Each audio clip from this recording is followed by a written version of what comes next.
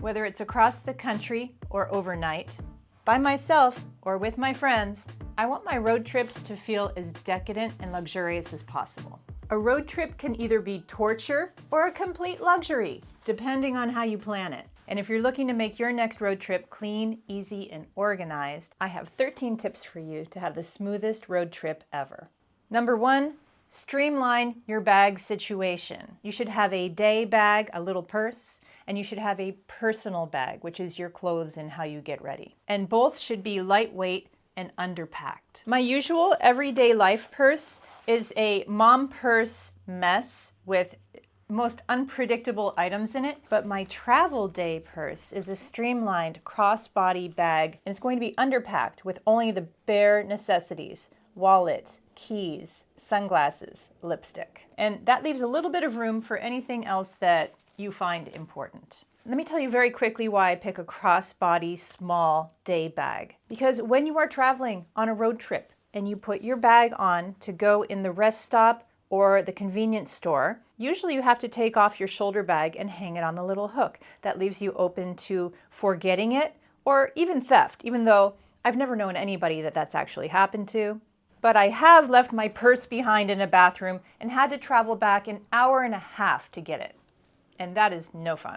You want something you can leave on your body, and when you get to the counter, you're easily finding your money. You're not digging through all the stuff of your everyday life. Your personal bag should really be underpacked with the bare necessity of outfits, toiletries, and makeup. These outfits should mix and match. They should work in many situations. They should have great fabrics. We'll talk about that in a second. And your bare necessities of toiletries and makeup. So where does everything else go that you need on this road trip? Number 2, your trunk is the space for the emergency items. That means the umbrella, the sun hat, the things that you're not using constantly, but you may need. And you might not need them. So you want them out of your line of sight. You want them organized in your trunk, ready to go in case of emergency, but not in your face. Think of your trunk as your every situation bag. Number 3 is, before you go anywhere, clean out your car. Put extra trash bags in there for later. Never choose to temporarily put any bit of trash on your floor, even if it's to the next stop, because you will be swimming in trash when you get out. It just multiplies. I don't know how. Always put every bit of trash in your dedicated trash bag. And also, you'll feel good driving around in your clean car. Good planning for road trips is all about feeling clean and in control. No chaos.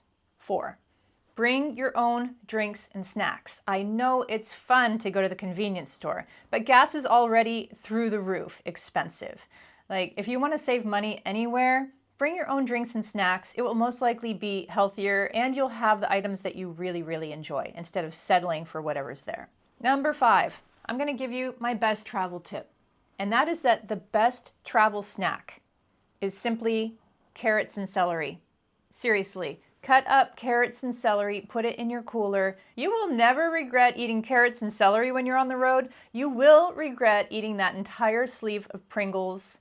I know this from experience. Number 6, now I know you have to get gas sometimes, but don't stop at convenience stores if all you need to do is use the restroom. Stop at rest stops, and that will remove the temptation of getting all sorts of junk at the convenience store that's not going to have you feeling very nice. To avoid me buying random things at gas stations, I make sure that I've stocked my favorite mints in my car before I even leave. Number 7, you've got to have good sun protection in the car. You're going to be in there for hours, and sometimes you can't help it. You get stuck in traffic situations where you're just sitting out in the sun. I like to keep a nice pair of driving gloves that go all the way up my arm, a silk scarf for covering up areas that the sun might be hitting, great sunglasses, and sometimes my sun hat, depending on the angle of the sun. Number 8, keep your hand sanitizer handy. I keep my hand sanitizer always right in the door handle of my driver's side. And I like this one from Trader Joe's that's like lavender scented. It's a nice smell, it's not chemically, and it works. And I always keep it there because gas station pump handles are gross. Number 9, what are you wearing? What you wear on your road trip is going to affect how you feel on your road trip.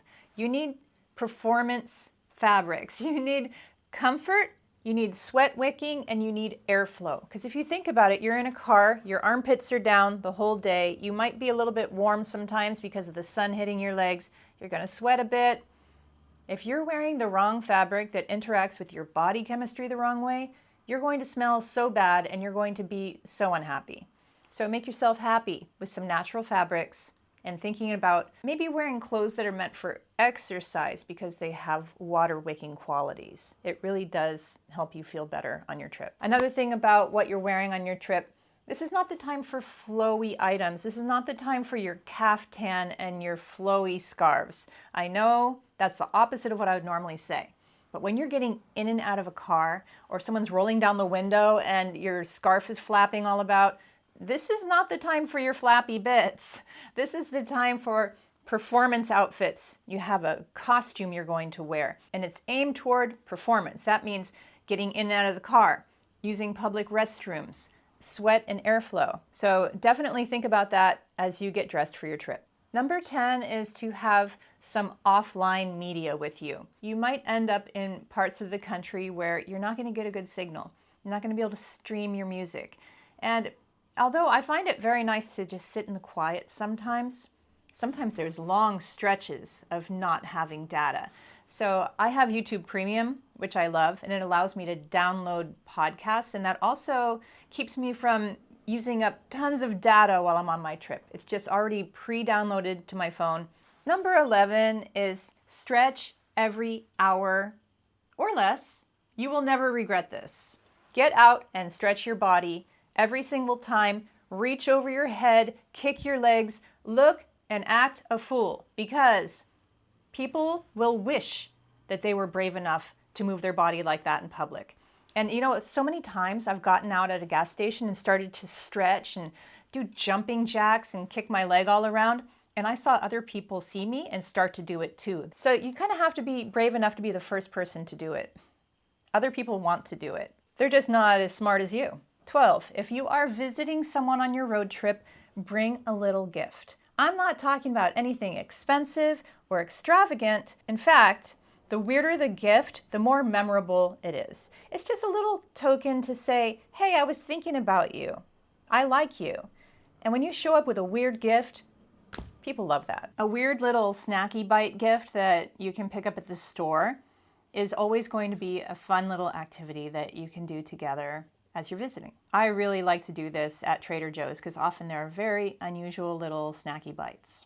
And it doesn't cost that much either. And number 13 is, after you've packed your car and you're ready to go, straighten up your whole house. Take out your trash. Make sure there's nothing in the sink so that when you come home and you're feeling all hot and tired and chaotic, you'll have a nice clean home that will welcome you in and make you feel taken care of. A road trip can be one of the most fun, little relaxing things that you can do without a big budget, especially with your lady friends. So maybe it's something you might want to tackle this summer to UnBlah your summer. Have fun. I'll see you soon.